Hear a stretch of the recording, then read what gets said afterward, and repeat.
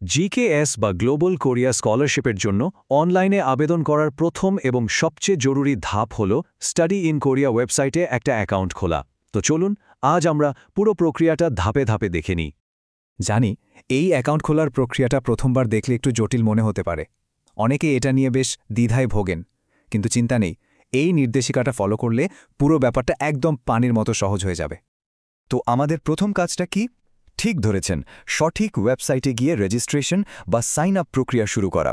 চলুন দেখে নিই কীভাবে এটা করতে হবে। রেজিস্ট্রেশন পেজ পর্যন্ত পৌঁছানো কিন্তু খুবই সহজ, মাত্র 3টা ধাপ। প্রথমে গুগলে গিয়ে শুধু জিকেএস লিখে সার্চ দিন। সার্চ রেজাল্টের একদম প্রথমে যে স্টাডি ইন কোরিয়া লেখা লিঙ্কটা আসবে সেটাতে ক্লিক করুন। ওয়েবসাইটের হোম পেজে এলেই একটা মানুষের মতো আইকন আর তার পাশে প্লাস চিহ্ন দেয়া সাইন আপ বাটন দেখতে পাবেন। ব্যাস, ওখানে ক্লিক করতে হবে। সাইন আপে ক্লিক করার পরেই আপনার সামনে কিছু শর্তাবলী বা টার্মস অ্যান্ড কন্ডিশনস আসবে। প্রোফাইল তৈরি করার আগে এইগুলোতে সম্মতি দিতে হবে। এখানে মূলত 3টা জিনিস নিশ্চিত করতে বলা হয়। প্রথমত, আপনাকে তাদের সব নীতিতে টিকচিহ্ন দিয়ে সম্মতি জানাতে হবে। দ্বিতীয়ত, আপনার বয়স যে 14 বছরের বেশি সেটাও কনফার্ম করতে হবে। আর শেষে একটা অপশন আছে ইমেইল পাওয়ার জন্য সম্মতি দেওয়ার। এটা কিন্তু বাধ্যতামূলক নয়, ঐচ্ছিক। ওই যে ইমেলের অপশনটার কথা বললাম, ওটাতে সম্মতি দিলে লাভটা কি? লাভ হল স্টাডি ইন কোরিয়া ওয়েবসাইট থেকে আপনার আবেদন সংক্রান্ত যে কোনো দরকারি নোটিফিকেশন সরাসরি আপনার ইমেল ইনবক্সে চলে আসবে। তাই এটা করে রাখা ভালো।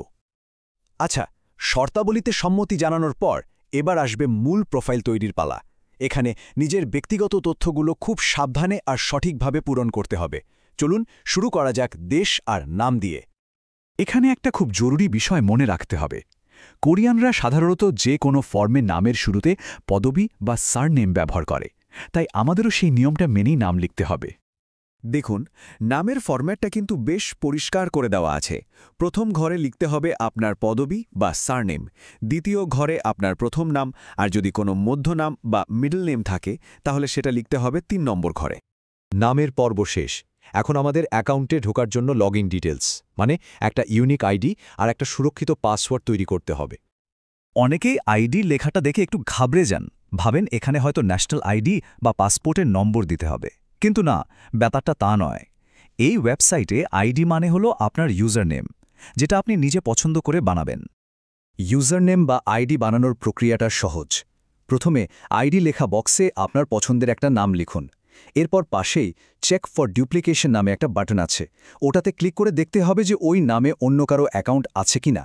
যদি না থাকে, মানে আইডিটা অ্যাভেলেবল দেখায়, তাহলে অ্যাপ্লাইতে ক্লিক করে ওটা কনফার্ম করে নিন। পাসওয়ার্ডের ক্ষেত্রে একটু সতর্ক থাকতে হবে। একটা শক্তিশালী পাসওয়ার্ড বানাতে হবে, যেখানে বড় হাতের আর ছোট হাতের অক্ষর মেশানো থাকবে।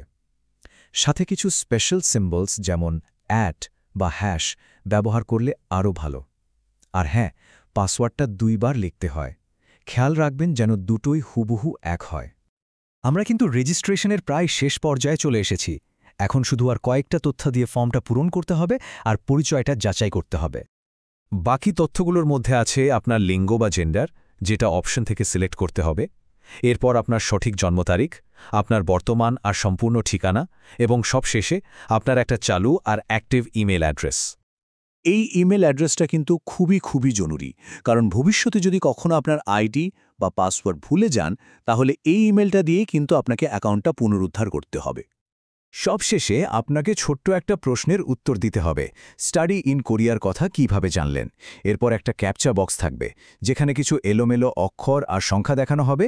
ওগুলো দেখে ঠিকঠাক টাইপ করতে হবে। ব্যাস, এরপর কমপ্লিট রেজিস্ট্রেশন বাটনে একটা ক্লিক করলেই আপনার অ্যাকাউন্ট তৈরি। অ্যাকাউন্ট তো তৈরি হলো, কিন্তু কাজ এখানেই শেষ নয়। এখন আমাদের দেখতে হবে অ্যাকাউন্টটা ঠিকমতো কাজ করছে কিনা, আর কোনো সমস্যা হলে কি করতে হবে। আমার পরামর্শ হল, রেজিস্ট্রেশন শেষ করার সাথে সাথেই একবার লগ আউট করে আবার লগইন পেজে যান।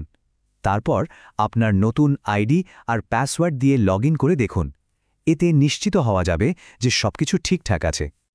আর যদি কখনো আইডি বা পাসওয়ার্ড ভুলে যান, তাহলেও চিন্তার কিছু নেই। লগইন পেজেই ফাইন্ড আইডি আর ফরগট পাসওয়ার্ড নামের অপশন আছে। দুটোর ক্ষেত্রেই আপনার রেজিস্টার্ড ইমেল অ্যাড্রেসটা ব্যবহার করে খুব সহজেই আইডি খুঁজে বের করা বা পাসওয়ার্ড রিসেট করা যাবে। তো এই হলো পুরো প্রক্রিয়া।